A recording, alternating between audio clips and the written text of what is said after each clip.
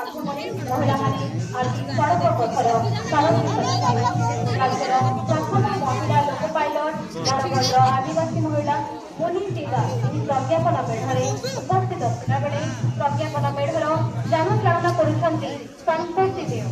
ଏହା ରାଜ୍ୟର ନାରୀ ଶକ୍ତିର ଉପଯୁକ୍ତ ଉପସ୍ଥାପନା। ଆତ୍ମନିର୍ଭର ମହିଳା କାର୍ଯ୍ୟକ୍ରମ ଏମାନଙ୍କୁ ଆର୍ଥିକ ସହାୟତା ଓ ପ୍ରୋତ୍ସାହନ ପ୍ରଦାନ କରି ମହିଳାଙ୍କ ଏହି ସହଭାଗିତା ନୂତନ ଓଡ଼ିଶାର ପରିଚୟ ପ୍ରଦାନ କରୁଛି।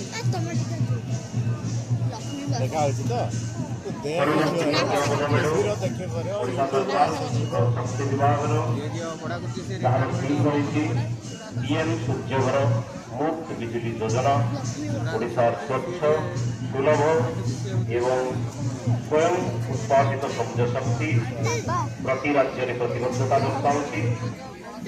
छात उपरे सोलार पैनल स्थापन कर सौरशक्ति उत्पादन संबंधी 360 डिग्री मेढ़े प्रदर्शित कर पीएम सूर्यघर मुफ्त बिजली योजना यूएलए मॉडल बड़े सुंदर भाव में प्रदर्शित कर सौरशक्ति चालुवा घर स्मार्ट ऊर्जा प्रणाली विद्युत बिल उपभोग उपभोक्ता खुशी ए प्रदर्शित कर विकसित ओडिशा विकसित भारत दिगरे शक्ति विभाग प्रज्ञापन मेढ़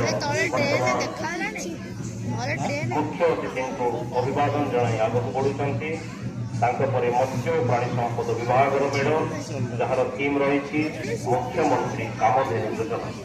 मुख्यमंत्री कामधेनु योजना राज्य दुग्ध उत्पादन वृद्धि क्षुद्र मध्यम गोपालक आय वृद्धि और जीविका को सुदृढ़ करने लक्ष्य 1423 कोटी टंका व्ययर अटकल रखा विकसित ओडिशा 2026 और विकसित भारत 2000